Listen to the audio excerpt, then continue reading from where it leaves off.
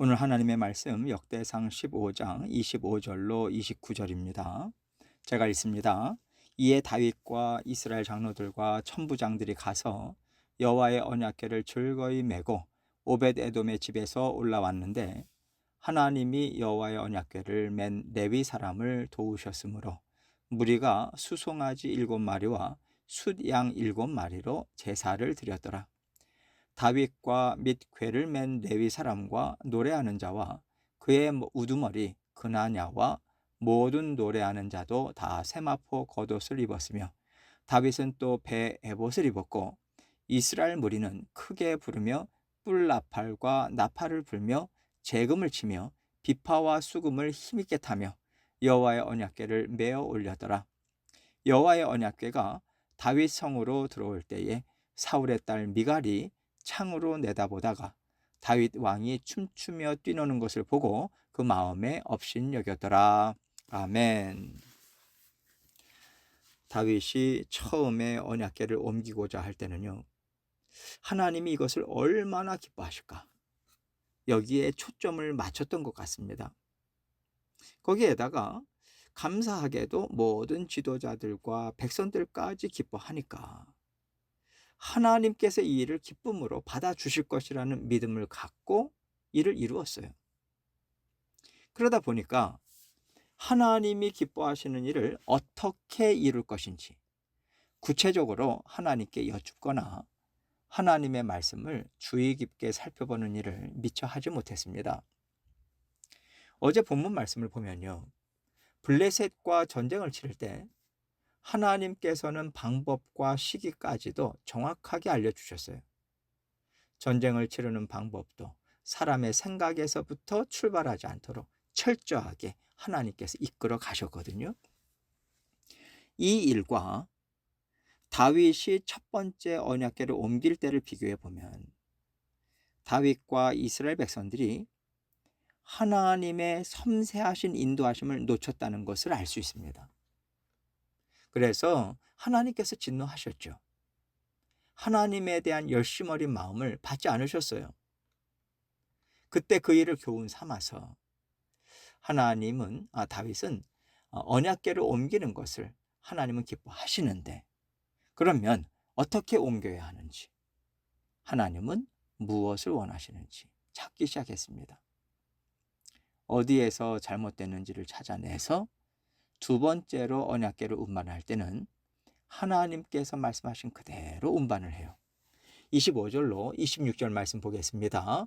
이에 다윗과 이스라엘 장로들과 천부장들이 가서 여호와의 언약궤를 즐거이 메고 오벳에돔의 집에서 올라왔는데 하나님이 여호와의 언약궤를 맨 레위 사람을 도우셨으므로 무리가 수송아지 7마리와 수량 7마리로 제사를 드렸더라.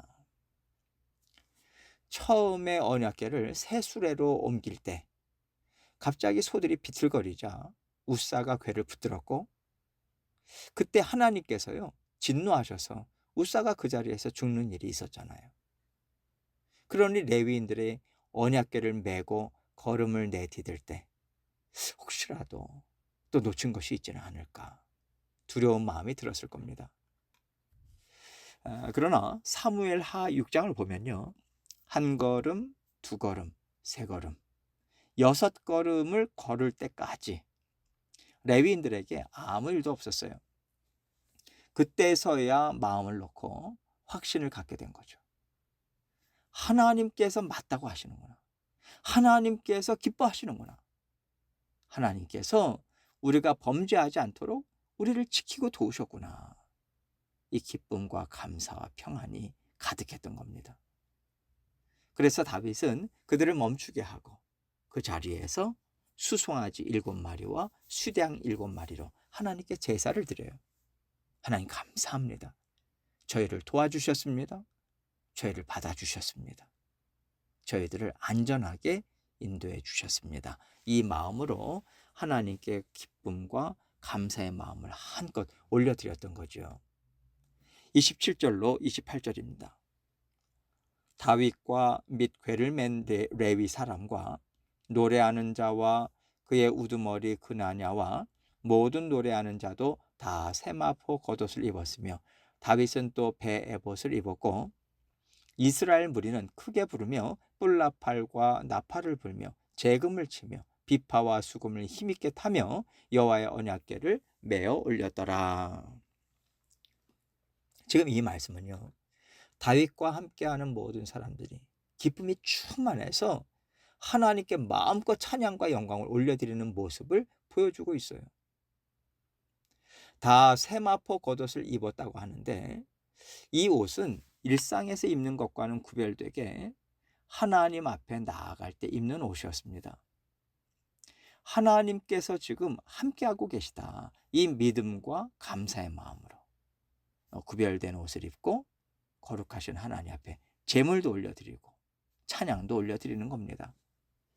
그리고 다윗이 입은 배 에봇은요, 제사장적 신분을 나타내는 간편한 옷이었는데 대제사장이 입는 에봇과는 달라요. 그런데 레위인도 아니고 제사장도 아니었던 다윗 왕이 이 옷을 왜 입었는가?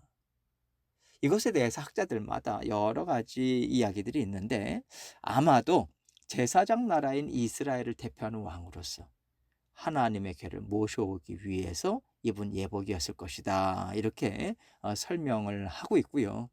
또 이렇게 우리가 이해를 하면 좋을 것 같습니다. 29절 말씀 봅니다. 여호와의 언약궤가 다윗성으로 들어올 때에 사울의 딸 미갈이 창으로 내다보다가 다윗 왕이 춤추며 뛰노는 것을 보고 그 마음에 업신여겼더라. 언약궤가 다윗 성으로 들어올 때 다윗은 어린아이처럼 춤추며 뛰놀았는데요. 아무래도 배 에봇을 입고 춤을 추다 보니까 맨살도 드러나 보였을 것이고 위험 있는 왕의 모습은 아니었을 거란 말입니다. 그리고 이 모습을 다윗의 아내 미갈은 싫어한 거예요. 이 얘기는 다윗이 하나님 앞에서 일반 백성들과 같은 모습으로 있는 것을 미갈은 탐탁지 않아 했다. 이거 아니겠습니까? 자기 아버지 사울처럼 다윗이 백성들 앞에서 위험 있는 왕으로 살기를 미갈은 더 바랬다는 것을 드러내고 있는 거예요. 그러나 다윗은요, 철저하게 하나님의 자녀로서 살아가기를 원했습니다. 그래서 사울을 피해서 도망 다닐 때도 목동이었던 나를 찾아오신 하나님, 지금까지 나를 이끌어 오신 하나님, 다윗은 이것을 되새기면서 하나님만 의지하고 겸손하게 하나님의 도우심만 바라는 마음으로 살아가기를 원했어요.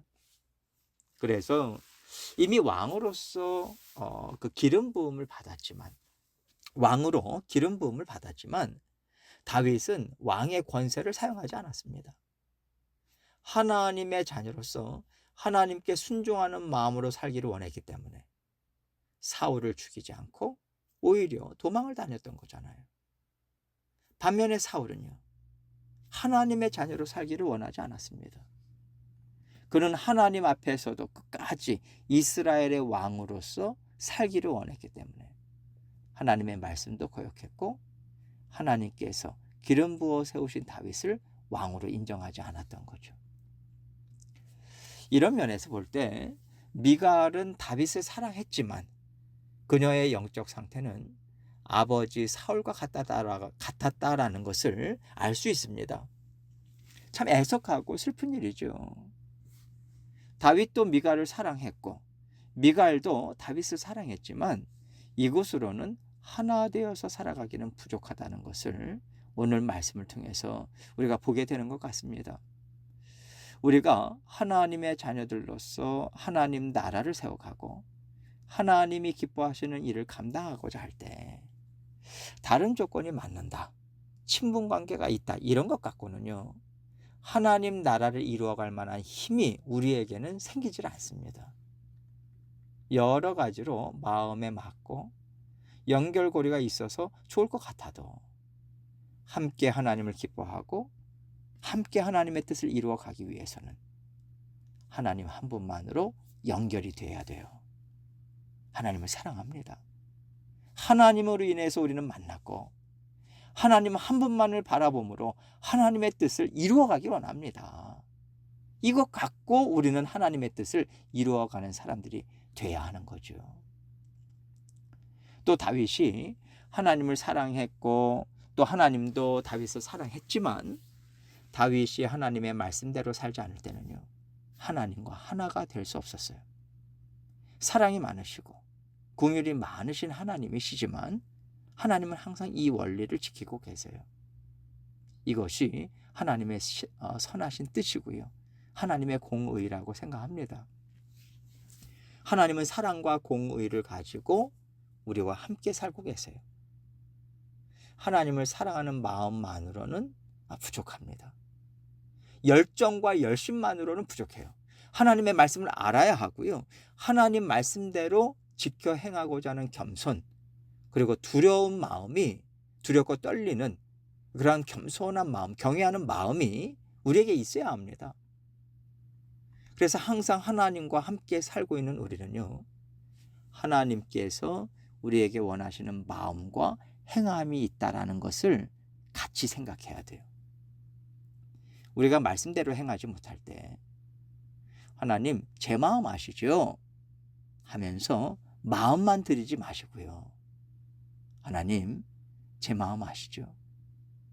제가 하나님을 사랑하고 하나님의 뜻에 동참하기를 원하는데 제가 부족합니다. 도와주십시오. 말씀대로 행할 수 있도록 하나님 도와주십시오. 이렇게 순종하고자 애써야 돼요. 다윗은 이 일을 한 겁니다. 첫 번째 언약궤로 옮길 때 실수했죠. 무지했습니다. 그러나 두 번째로 언약궤로 옮길 때는 하나님 제 마음 아시죠? 먼저는요, 제가 부족했습니다. 지금도 부족합니다. 깨달아 알게 해주시고 온전히 하나님이 기뻐하시는 방법으로 일을 이룰 수 있도록 도와주십시오. 이렇게 꿇어 엎드렸던 거예요. 그렇기 때문에 하나님께서 기뻐하시는 뜻을 이룰 수 있었던 것이고, 온 이스라엘 백성들은 하나님 앞에서 하나님으로 인해서 기뻐하고 하나님이 하신 일로 인해서 즐거워하는 최고의 기쁨을 누릴 수 있었던 겁니다. 무엇으로 우리가 하나님께 기쁨이 되고 하나님을 기뻐할 수 있을까? 하나님으로 인해서 우리는 모였습니다. 하나님을 위해서 우리가 살기를 원합니다. 이 마음으로 여쭙고 또 순종하고자 애쓰는 행함을 통해서 우리는요, 하나님과 함께 뜻을 이루어 가야 하겠습니다. 항상 하나님께 여쭙고 하나님께 지혜를 배우고 순종함으로 쫓아가고자 결단하면서 한마음 한뜻 되어서 나아가는 우리 모두가 되기를 주님의 이름으로 축원합니다.